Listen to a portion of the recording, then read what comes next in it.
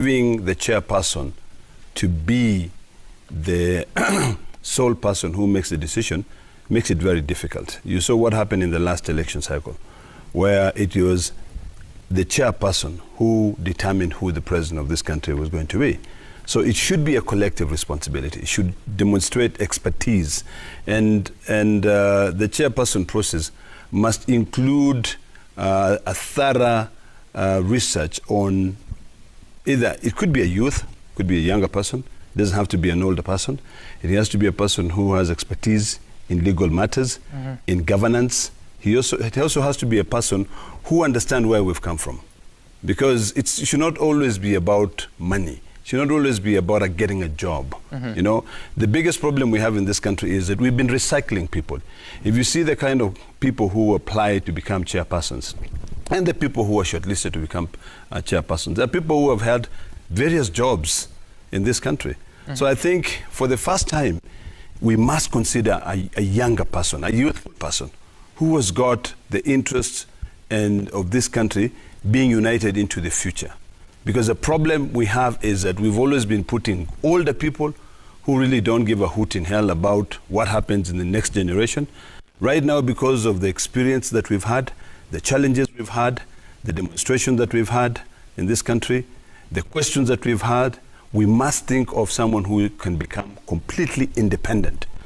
You know, and that's the problem. We've never had an independent thinking chairperson of the Electoral Commission. We've always had a person who is influenced by their political interest or political affiliation.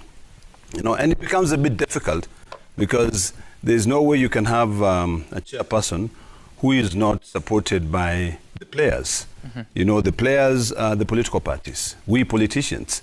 But I think because of where we've come from and where we want to take our country, this time around we have to think outside the box and try to bring in young blood. Young blood. Yes. But when you said that the chair declares who the president was going to be, or determines actually what was determines, is that accurate? Yes, absolutely.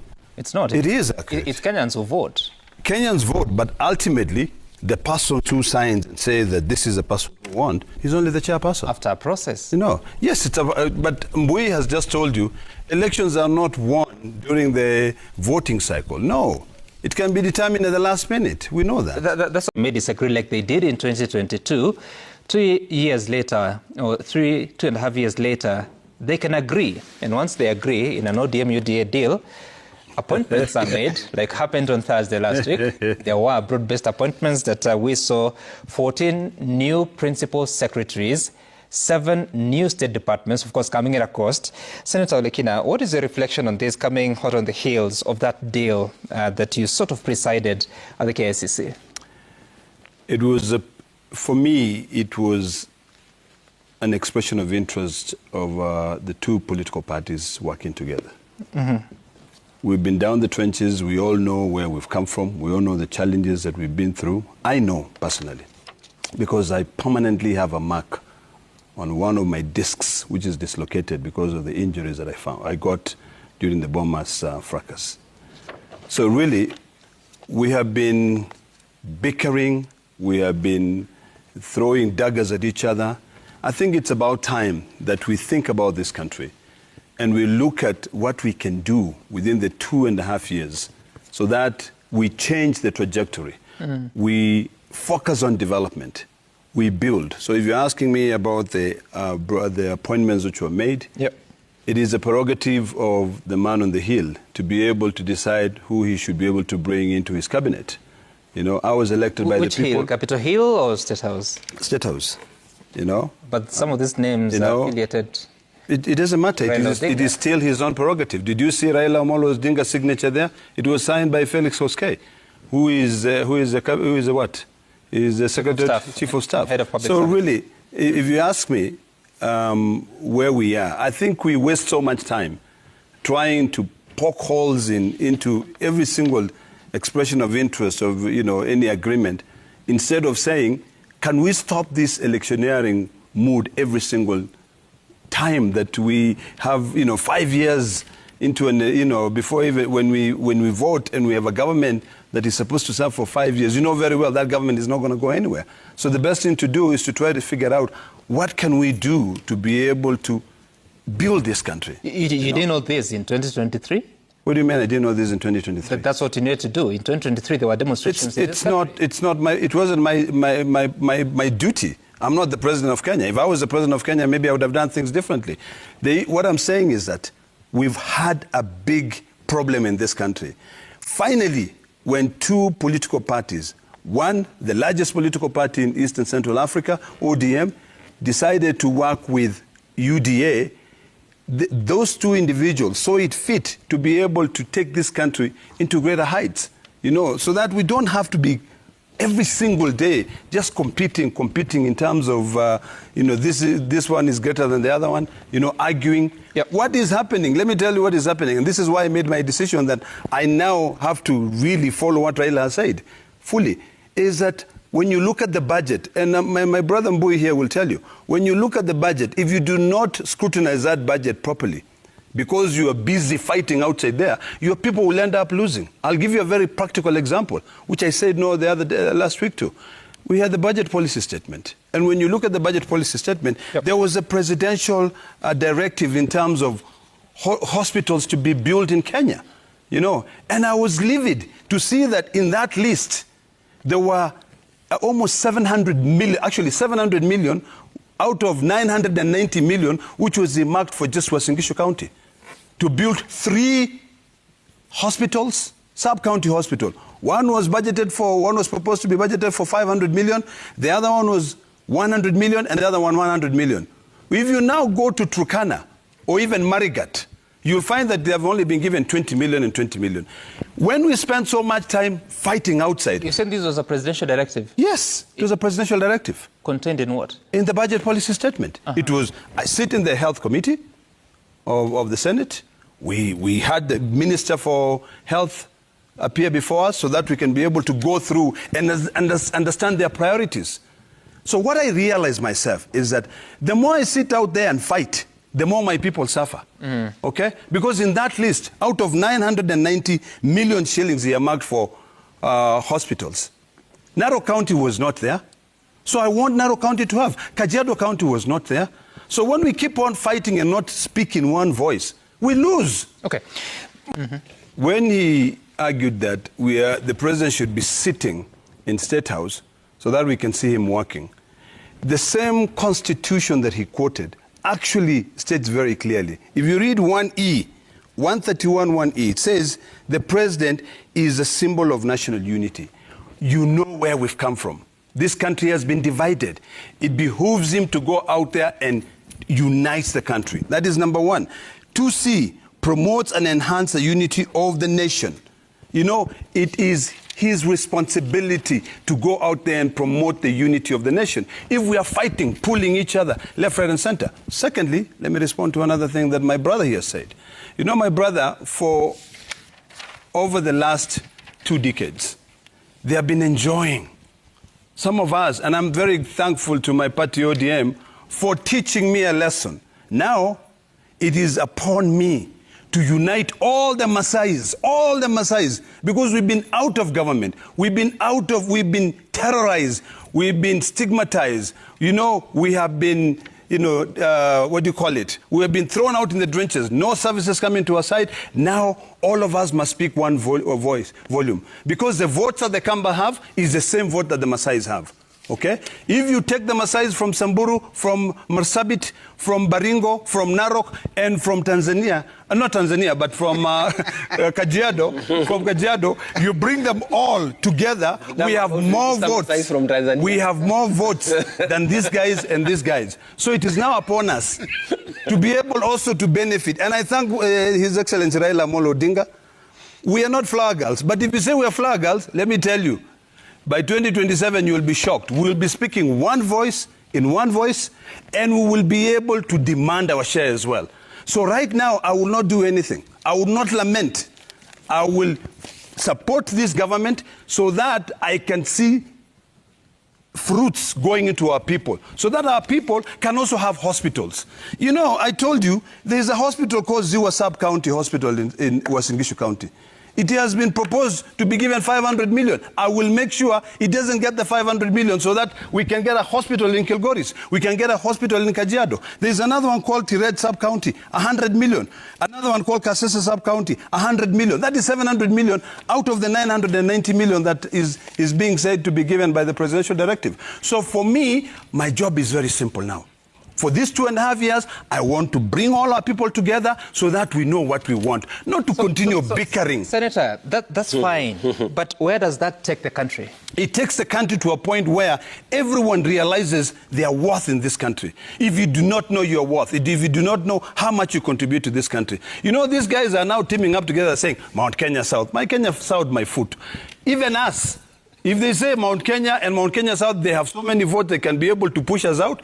If it is that line that they are going to, even us, we are not stupid. We can also go along that line. We can unite our people.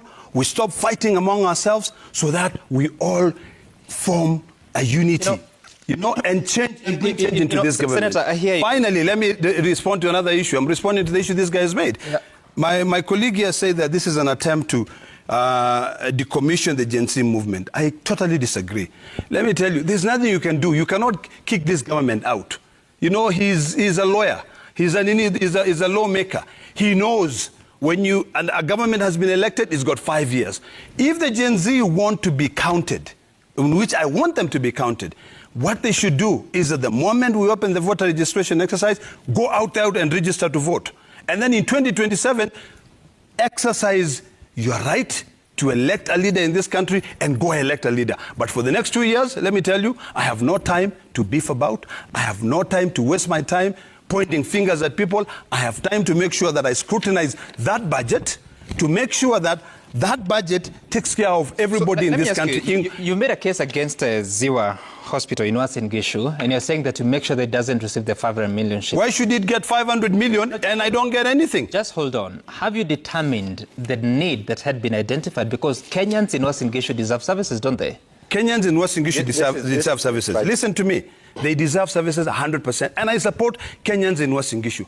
But is it fair? Is it just that you give one hospital 500 million, you give another hospital 100 million, you give another hospital 100 million, then you go to Turkana. I'll give you the name. You go to Turkana. When you go to Turkana, you say, in Turkana, Lokwomosing Health Facility in Turkana East gets 20 million. Then you go to Baringo, you say Mukutani Health Center gets 20 million. Which kit is that? This is under the health. You know, the good thing about me, and I'll tell you this, when I sit in my committee, I don't just sit there like some of us who sit there like flower girls. Okay? You know, because they don't have this information. Let me tell you, I sit there and I scrutinize. Okay, this is under the Ministry of Health proposed budget.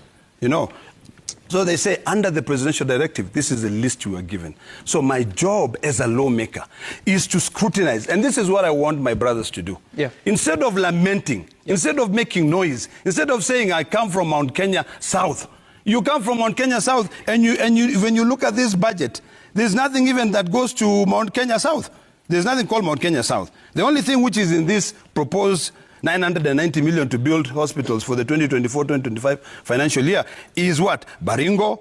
There's another one called Lurambi, Kwesero, Butula, Kasese, Tarbo, Soy, Sigor, Turkana South, Turkana East, Samburu North, Marakwet West, Baringo North. Where is Kajiado? Where is Narok?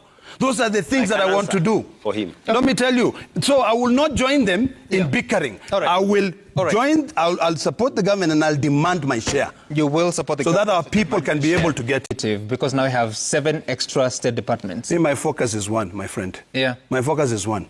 I'm going to scrutinize that budget. I am going to make sure. No, they made some very good changes. Question.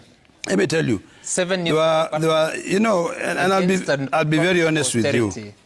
Sometimes the problem we have is that, and this is why I'm against this issue of folding certain entities or merging certain entities. Because sometimes the job is too much, to be honest with you. If you now tell me there's an entity, I can't remember the name, maybe Mbui will help me, which is being merged with Agricultural Finance Corporation, proposed to be merged with AFC, Agricultural Finance Corporation. Yet we've not looked at the books of both entities. It is imperative that we become realistic. We are over 55 million people in this country. Yeah. I don't subscribe to the school of thought that says, let's limit the numbers of state departments because we may never be able to get services to the people. The reason why we devolve resources in this country is because it was becoming very difficult for the center to be able to serve every part of this country. There was a lot of discrimination. So for me, if it was a wise decision that the two leaders made to be able to expand because they have been able to see the challenges that getting the services to the people, people are going through.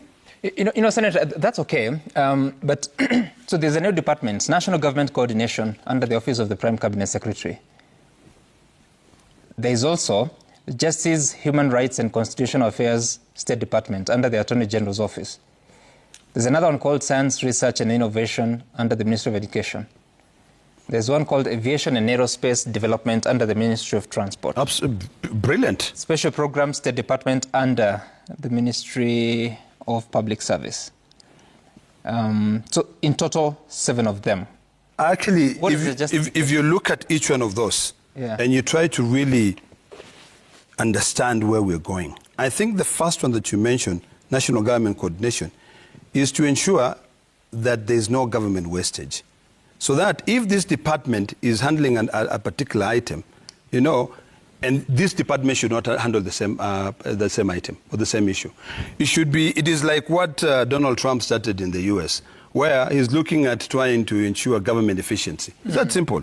Then when you look at the other issue of the justice, if you look at the AG, and I think it's under Article 156, the AG has a right to designate certain powers to the Solicitor General. But in most cases, a lot of people say we're not able to get services. So why not create a State Department that can work sort of like as an ombudsperson, and the AG can actually be able to represent the people well. They go out there and meet up with the people. Yeah, now, when you look at science... Sorry, the Office of the Attorney General is not a ministry. It is not a ministry, but sometimes the Attorney General advises the President, correct? Yeah. Now, why is he the legal advisor of the President? Because of issues that are affecting the country. Mm-hmm. Okay, I'll give you a very good one, an excellent one. We had a very serious issue to do with payment of councillors, a gratuity for the councillors, former councillors.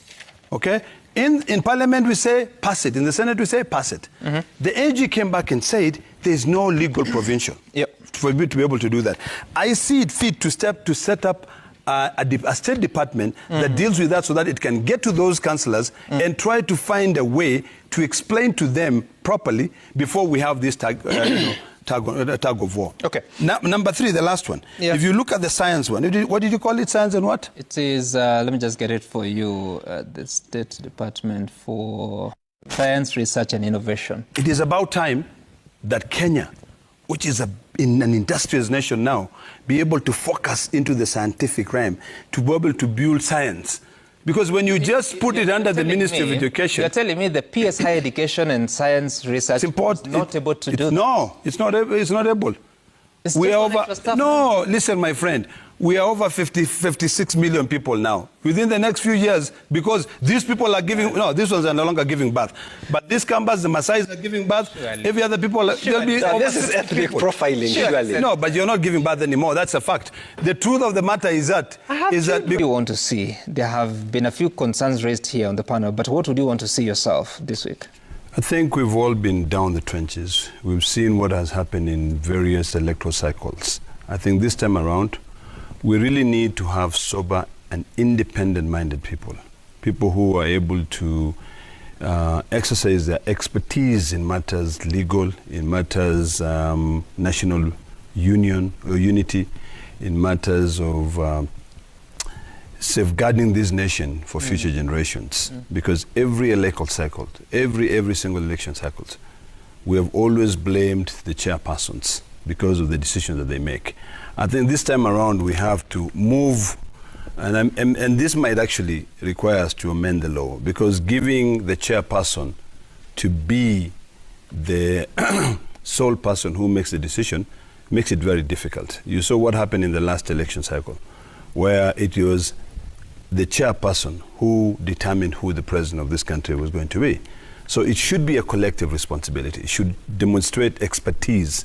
And the chairperson process must include a thorough research on either, it could be a youth, could be a younger person, it doesn't have to be an older person. It has to be a person who has expertise in legal matters, in governance. It also has to be a person who understands where we've come from. Because it should not always be about money. It should not always be about getting a job.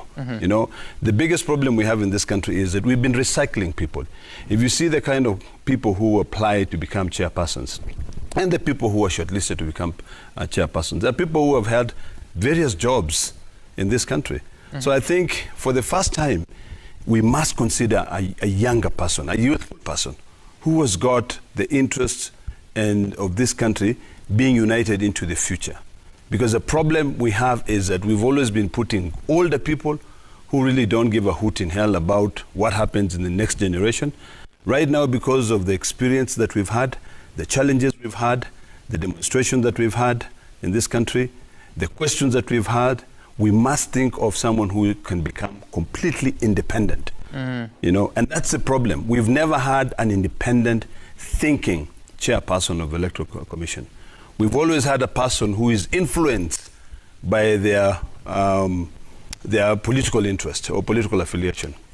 You know, and it becomes a bit difficult because there's no way you can have a chairperson who is not supported by the players. You know, the players are the political parties, we politicians. But I think because of where we've come from and where we want to take our country, this time around we have to think outside the box and try to bring in young blood. Young blood. Yes. But when you said that the chair declares who the president was going to be, or determines, actually what was determines, is that accurate? Yes, absolutely. It's not. It is accurate. It's Kenyans who vote. Kenyans vote, but ultimately, the person who signs and says that this is the person who won is only the chairperson. After a process. You know, yes, but Mbui has just told you, elections are not won during the voting cycle. No, it can be determined at the last minute. We know that. I'm just wondering, given the framework that we have today, how exactly does the chairperson become the determinant of who the president is? I'm struggling with that because the process, it's a very simple process, Sam. Yeah. He's the only one. The last election cycle taught me a lot. I went into a room with the late Chebukati, and we were seated there in the room. And he said, I'm the one to make a decision. I'm the one to sign this thing. Okay? So even when the other commissioners walked out, yes, absolutely. Even when the other commissioners walked out, he was left alone. You know, I wish you were in that room with me. He was left alone to be able to say, I'm the one to sign this. Isn't that what is required of him in the law? But if there is a contentious among the commissioners, it should be a collective responsibility, not a single responsibility. It should be the commissioners all sitting down. In fact, it should actually be the majority all signing and saying that we've gone through the elections, we've gone through the results, and we are all convinced that this is the person who's won. What if majority do not agree with the results? Then we go back to the elections. You see, it's simple. There are 7 commissioners, inclusive of the chair. Yes. How can the interests, the desires of 22 million voters be determined by 7 people? Because ultimately, what you're actually trying to argue contrary is that it should be determined by one person. So no. That is not what I'm saying. So the commission, listen, the commission, the job of the commission is very simple. Yeah. Is to be able to translate what the voters, have determined. Which they have done through the forms. No, they didn't. In the last election, you saw what happened. 4 commissioners walked out and they disagreed with the chairperson and said, this is not right. Senator, what I'm saying is, so the voting happened at the polling stations. Yes, it does. The forms were filled and scanned and sent, and the physical forms eventually brought by the returning officers from the constituencies. So the tallying was continuing, the verification was continuing on the floor of the Bomas of Kenya. So by the time the commissioner or the chairperson of the commission is declaring results for such particular constituency, it has gone through several hands and eyes. Sam, you're describing a utopian environment. No, that is what happened at the Bomas of Kenya. You know very well that in this country, that's not what happens. We all vote, We wake up very early in the morning, we go vote. But there are always people who are saying our votes have been stolen, you know. And in the last elections, our vote was stolen. It's that simple. How so? The results which were declared were not the accurate. That's why we went to the streets. And the Supreme Court stood. disagreed with you. That's true, but that's why I'm telling you. You're asking me what the process should be now. I'm telling you, we've already gone through a lot of experiences. We've seen what has happened. And my argument is very simple, Sam. I'm saying that we now have to do things a bit differently from what we've always done. We cannot continue doing the same thing and expecting a different kind of results. That's why my argument is very simple. I'm saying this time around, it should require, by the time that you're determining who the president of this country is going to be, it should not be one signature signing and saying, I have gone through this and I've now declared that so-and-so is the winner. Well, the Constitution in Article 138, Article 10 says, within 7 days after the presidential election, the chairperson of the IEBC shall declare the result of the election. You're just saying what I'm saying. What should that mean? Then we should change that. It should not be the chairperson. It should be the commission led by the chairperson. But you see also, in the same Constitution, on 38 2C, says, after counting the votes in the polling stations, the IEBC shall tally and verify the count and declare the result. I like that, the IEBC. You see, IEBC versus a commissioner. So work already... Okay? The chairperson. So this is the same article, actually. Yes. 138 2C. Then 10 assigns the responsibility of now the final declaration to read the outcome of the election to the chairperson. You just read the first paragraph. What was it? The first one that you read, you said the chairperson. Yes, that was 138.10. 138.10, you said the chairperson, right? Yes. Shall declare. Can I read it again for him? Sure. Sorry. Or can you read it for me, please? Okay. It's easier. 138 it should be 10. First part. The first part. Yeah. This is not the first part. Okay, let me go chronologically. I'm just saying the first part. 138 2C is, in a presidential election, after counting the votes in the polling stations, the IEBC shall tally and verify the count and declare the result. Yes. Okay. Then, at 138.10A says that within 7 days after the presidential election, the chairperson of the IEBC shall declare the result of the election. And that is what I'm arguing. I'm saying that based on our experiences, you know, this constitution should not be static. It has to change. Our experiences. Because of the fact that one individual has declared who is going to be the president of this country, it has taken us to the trenches. It has taken us to the streets. We've wasted 2.5 years, you know, all of us fighting on a daily basis because of what happened in 2022. So we need to change that. I'm just saying we have to change that. We have to think of a way of amending that.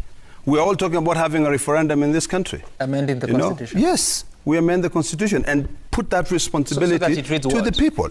It should say that the commission, all the commissioners. So if you say the commission, so who will make this declaration? So the commissioners. There's 7 commissioners. No, that's fine. So the election is over. Everything Yes. has been tallied and verified. Yeah. This is the final decision. Yes. Who should declare it?